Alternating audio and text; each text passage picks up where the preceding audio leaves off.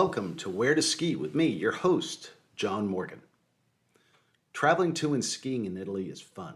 The ambiance, the skiing, the food, and the people all make it unforgettable. Today we're going to the Dolomite region of Italy, 2 hours north of Venice.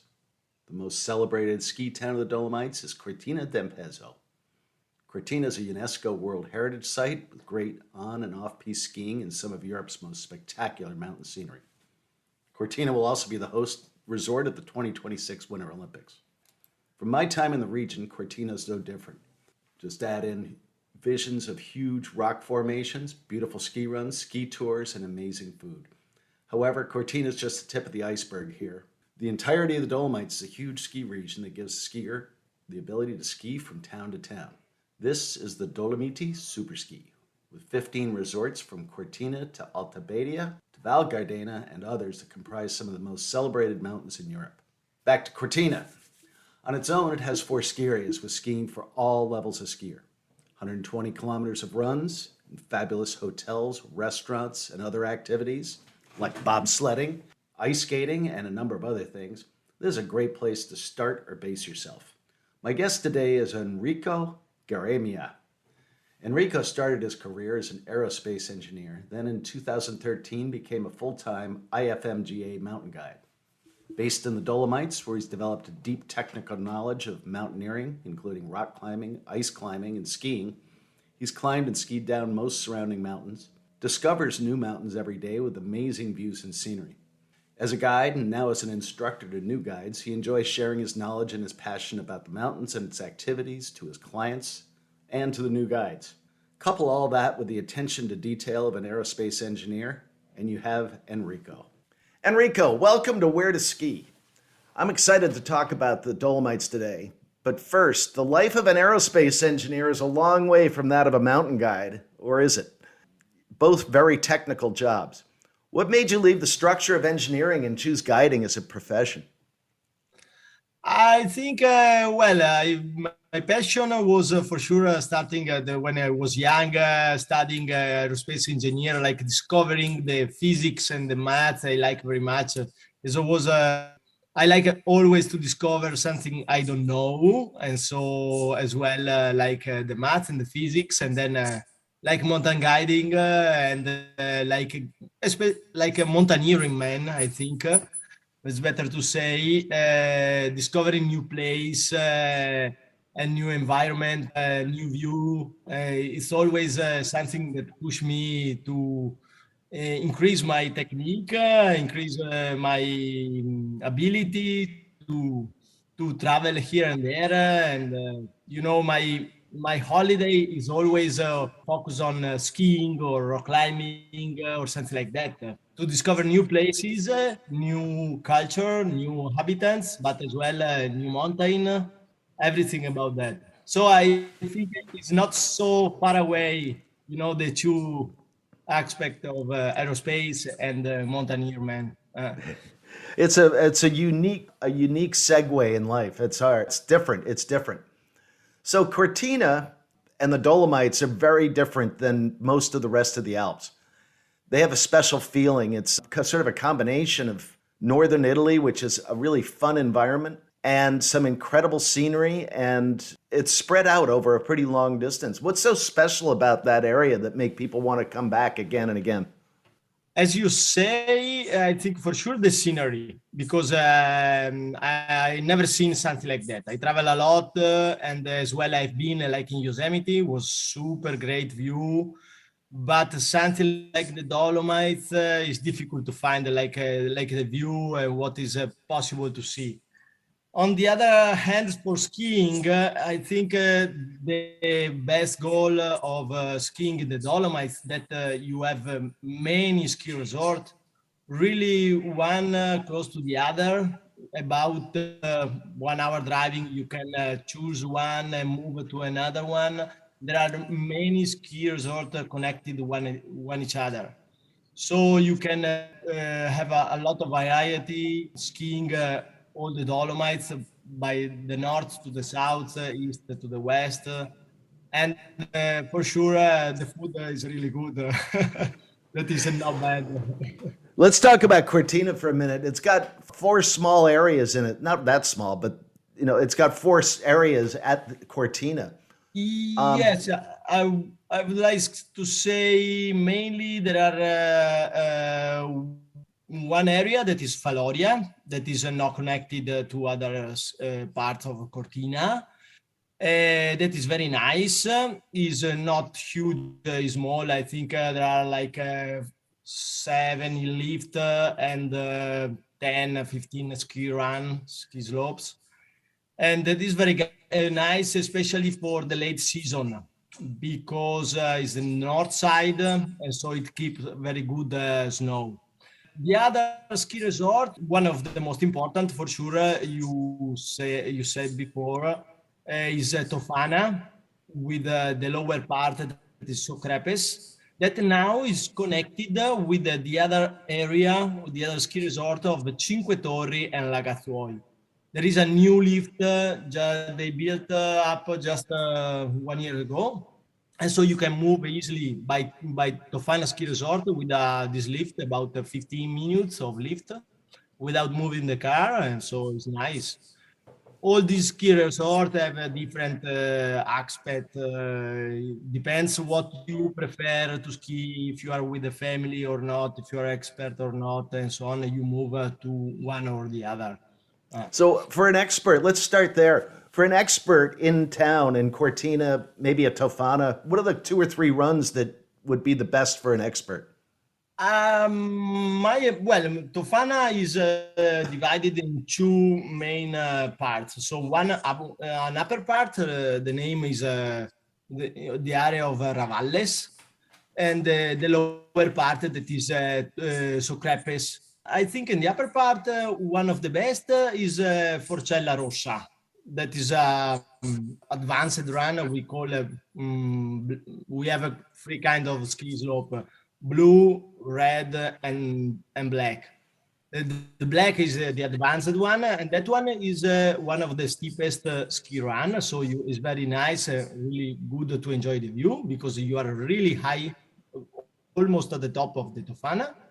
And on the other side, on the area of Pomede, that is on the upper part of Socrepes, there are many good advanced run. I want to say like Stratofana Olimpica, that is a World Cup female run. That's the one that goes between the two rock formations. Exactly, and is only for a short part, but it's very challenging because it's very steep as well, only for a small section, but it's very long as well. So it's cool because and on the side of that run you have another couple of advanced run and intermediate as well. So it's possible to as well enjoy, for example, for a not so expert skier or the area, I mean, you can enjoy without doing the black run. So the advanced one. Yeah, and there's a lot of blue and red runs there too for intermediates and beginners in Cortina.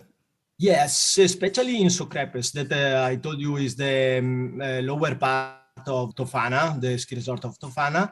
Over there, you have many lifts with a really wide and open ski slope, and so there are many ski teacher, many family that runs over there because it's easy. You cannot lost yourself. You can easily look for the babies. You can enjoy very well. Sometimes some mountains ski well during a day so that you progress from one area to another during the day to keep in the sun or keep in the good snow. Does Cortina ski the same way?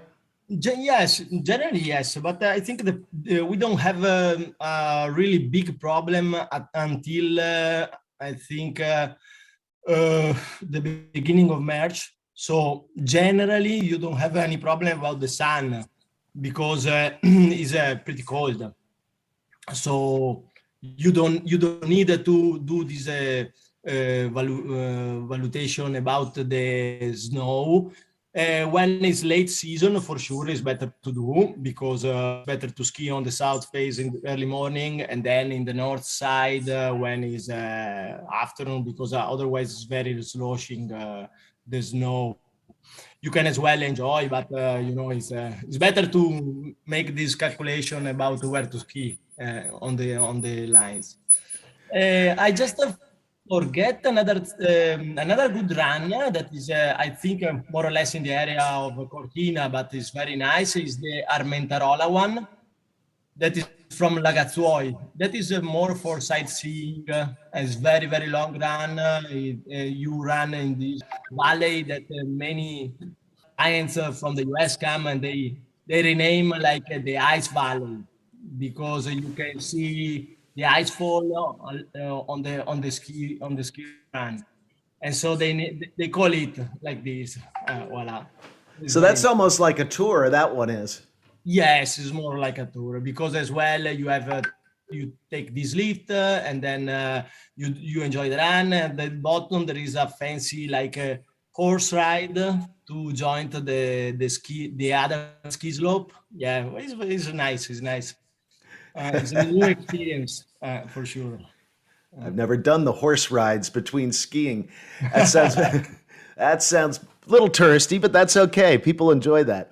What let's talk a little bit about some of the tours you do. What are some of the really good ones that people might be interested in? I've heard of Celeronda. I don't know if that's good or not, but maybe you could give us an idea what a tour looks like and what the skiing's Yeah, like. yes, for sure. About skiing on piste is one of the best because try to imagine this huge massive of the name is Sella. This huge mountain in surrounded by four passes for the car as well, and there are lift all around this big mountain, and you can enjoy the view 360 all around the Dolomite that is in the main center, and so you can enjoy the view and the ski runs as well. You can do in different many kind of ways. So if you are an expert, you can enjoy the most difficult one, or there are on the side some easier one. And so I think more or less everybody can do like not really beginner, but intermediate can enjoy very well. I think it's very good experience. Try to imagine to do this loop more or less it takes like 3 4 hours if you are really good skier. So can be like a full day for normal people, intermediate. Uh, Now you do multi-day tours too, where you go from what area to area. How does that work? Yes, now we are doing a lot of this kind of tour. The name is ski safari. We call it like that, ski safari, because on the side of the ski slope there are many huts and hotels, like mostly huts. So try to imagine like a hotel with the smaller services, but really nice to stay and good food just on the side of the ski slope. So you reach the hut, the refugio, take off the ski and just enter the hut, and you can enjoy your après ski or dinner, and voila. And you can stay in a valley, and then move only with a lift to another valley, because from the Sella Ronda all direction of east, west, north, and south. And so you can enjoy all the ski resort every day, different one, and you spend like a day and ski all the runs. In terms of doing that, how many days would you recommend for most people if they were coming over? Would they stay in Cortina or someplace for a couple of days and then go on a tour for 3 or 4 days? Generally, it's like that. I think one day in Cortina or two, one maybe, because it's not so. I think 2 days is the maximum to enjoy the ski slope, and you can do everything over there. And then just move and do a ski safari like that is very nice. And if you like to ski in off-piste as well, it's possible to do a combination of on-piste, off-piste at the same time. So enjoying with the with some off-piste and using I just want to tell you that in the Dolomites, in the ski resort in the Dolomites, all the ski run are room. Okay, all the pistes are room. And when you want to go off piste, you just choose your itinerary and you go and you maybe join another ski resort, and with the daily ski pass, you can move everywhere. An example, for example, is the off-piste of the Sella Ronda group of this big mountain. There are many couloirs from the top. You can reach all the different ski resorts of the Dolomites in a very beautiful off-piste run. Oh, that sounds awesome. That sounds awesome. Hey, when Yeah, it when it snows deep over there, when it snows heavily, how's the avalanche control? What can you do about skiing if you get a dump? Well, the control is only on the piste.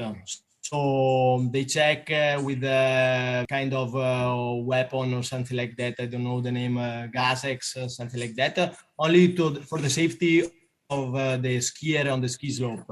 When you go in off piste, you need to have the knowledge where to go, and you always carry a safety avalanche kit rescue, like the beeper, shovel and probe.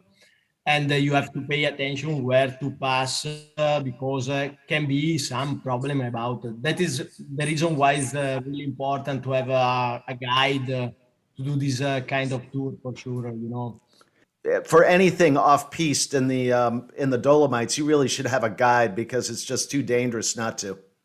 It's not only the dangerous part, but as well, it's difficult to understand where to go. It's not easy by that point. With the line, where to go, where to ski, the couloir is not so easy. There are many different kind. The entrance of a couloir, if you mistake, can be really dangerous.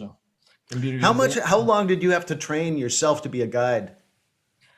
It started when you are a kid. I think the best. I think the best is to be a mountaineer before to be a guide, and then when you have the right experience to move everywhere in the Dolomites, everywhere in the mountain in general, not only in the Dolomites.